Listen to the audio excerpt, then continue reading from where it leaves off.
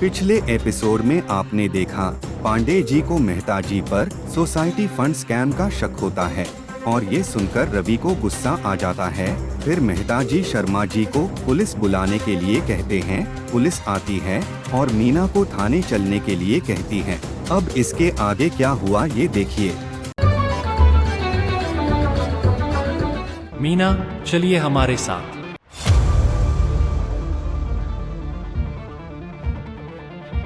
आप मुझे लेकर चलिए, मीना को छोड़ दीजिए। तो तुम हो मीना के भाई?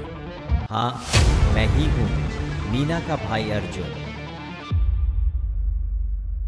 इसके मायने ये है अर्जुन। अर्जुन, तुम यहाँ कैसे आए और तुम्हें बताया किसने कि यहाँ ये सब चल रहा है? मैंने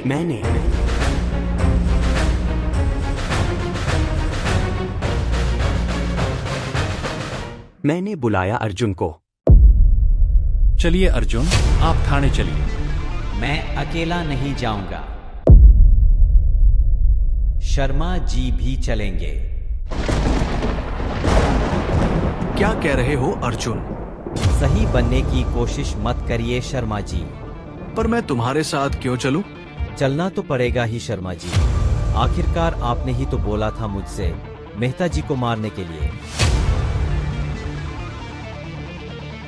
अरे मैंने कहा बोला था इंस्पेक्टर साहब, ये झूठ बोल रहा है। अर्जुन, तुम थाने चलो।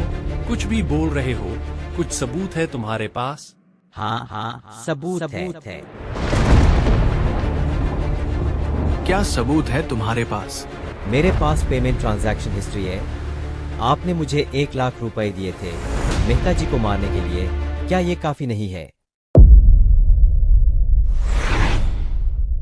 मैंने तुम्हें पैसे डाल दिए हैं। मैंने जो बोला है मेहता के साथ करने का, वो परसों तक हो जाना चाहिए।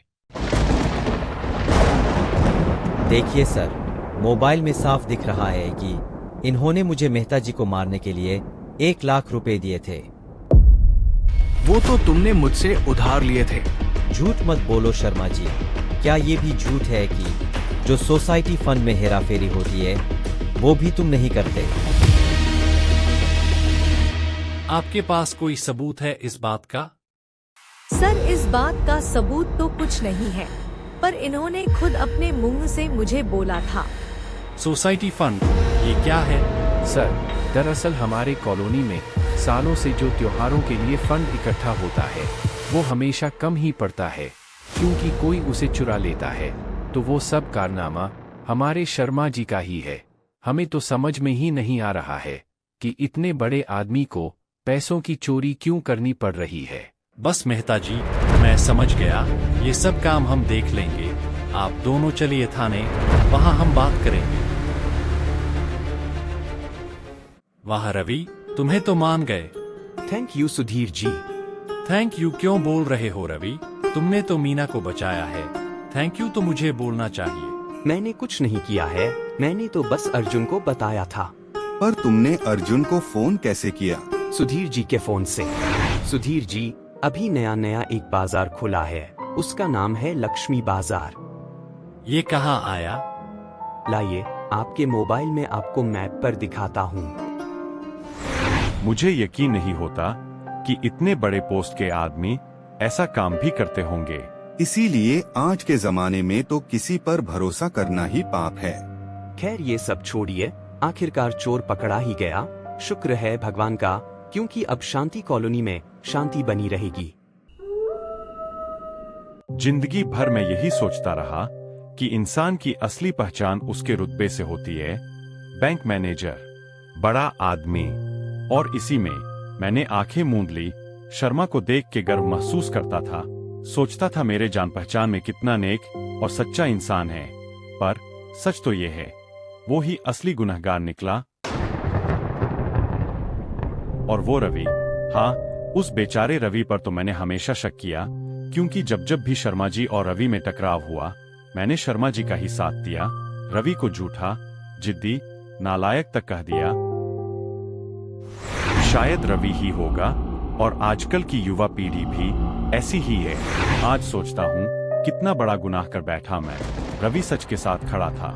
और मैं झूठ के साथ यानी शर्मा जी के साथ। शर्म आती है मुझे खुद पर।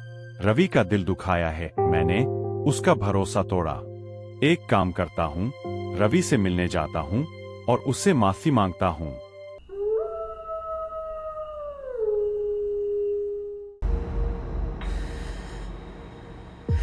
अरे वर्मा जी, आप इतनी रात को नीचे क्या कर रहे हैं? तुमसे ही मिलने आ रहा था। अरे मुझसे क्या काम पड़ गया? रवि, मुझे आज समझ में आया कि इस दुनिया में चेहरे और पद से इंसान की पहचान नहीं करनी चाहिए। असली इंसानियत तो उसके कर्मों से होती है।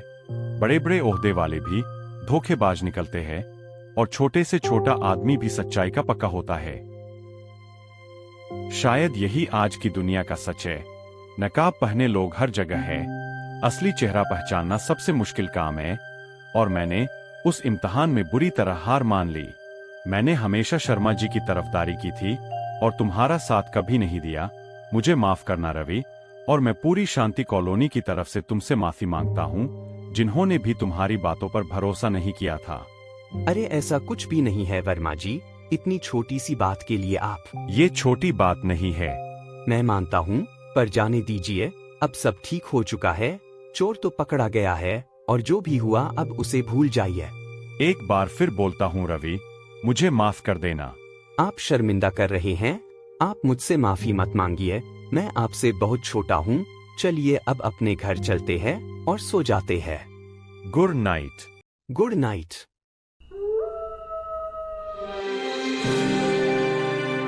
और शर्मा जी बताइए, आपके मन में ऐसा क्या आया जो आपने ये सब किया? बोलो ना, क्यों किया तुमने ऐसा? इंस्पेक्टर साहब। क्यों, क्या हुआ? तुमको पता है ना मैं कौन हूँ? हाँ पता है इंस्पेक्टर साहब, जिन्होंने अब तक अपने काम को अधूरा रखा है। मतलब? आपने मुझे चोर और गुनहगार समझकर पकड़ लिया, अर्जुन को पकड़ लिया, पर क्या आपको लगता है आपने असली गुनहगार को पकड़ लिया? तुम कहना क्या चाहते हो? यही कि अभी तक आप असली गुनहगार को नहीं पकड़ पाए हैं।